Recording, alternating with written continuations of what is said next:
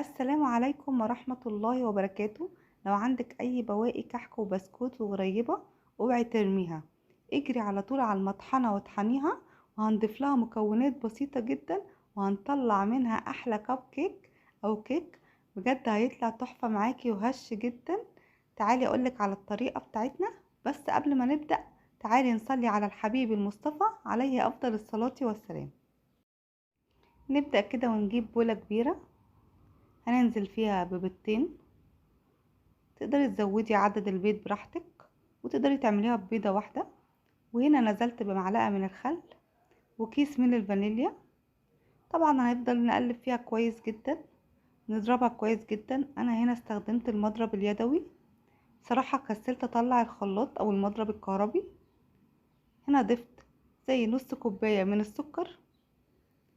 طبعا هنفضل نقلب كويس جدا عشان ندوب السكر مع البيض بتاعنا. وزي ما قلنا تقدري تستخدمي الخلاط هيكون اسرع معاكي. هنا ضفت ربع كوباية من الزيت تقريبا. طبعا بعد ما نضربها كويس جدا جدا هنبدأ نضيف بواقي الكحك بتاعتنا.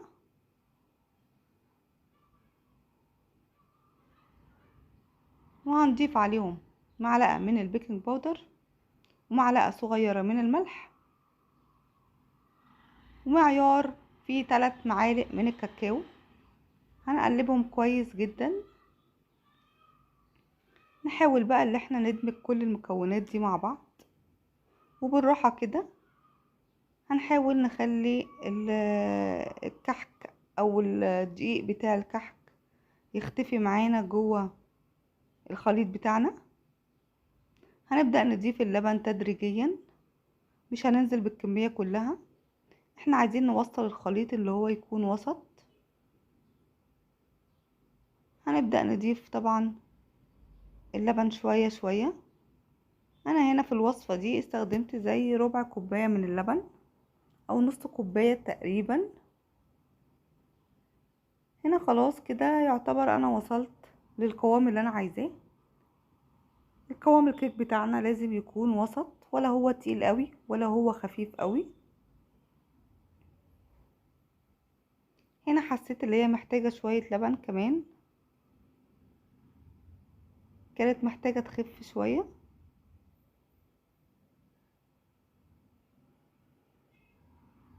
مش عايزة اقول لكم يا بنات بجد يعني هتطلع رائعة معاكي جدا.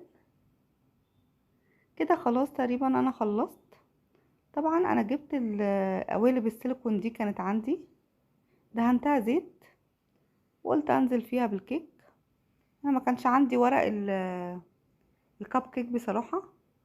واصلا يعني انا في الفيديو ده كنت هعملها كيك، بس انا جات لي الفكرة كده اللي انا لقيت دي عندي مركونة قلت استخدمها كده واطلع منها اي اشكال وخلاص.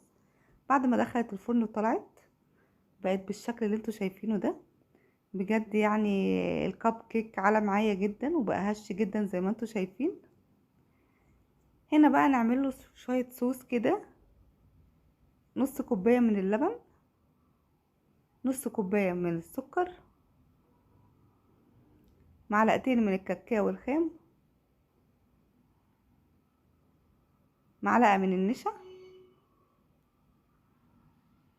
هنقلب كويس وهنضيف له بس كده مكون سحري انا بحب اضيفه على الصوصات بتاعتي جدا، وهو كيس من القهوة. بجد يا بنات هيفرق معاكم جدا جدا جدا. القهوة البلاك، الكيس الصغير العادي ده جدا. ولو انت عندك قهوة سايبة ضيفي معلقة صغيرة. هنا معلقة من الزبدة. طبعا رفعتهم على النار، بعد ما رفعتهم ممكن تصفيهم، بس هنا انا كنت مستعجلة وبصراحة ما صفيتش الصوص بتاعي. وكمان كنت عاملة كمية صوص قليلة لان المكونات اللي عندي كانت صغيرة شوية. انت ممكن تزودي كمان كمية الصوص عن كده وتغرقيها بقى شوكولات براحتك.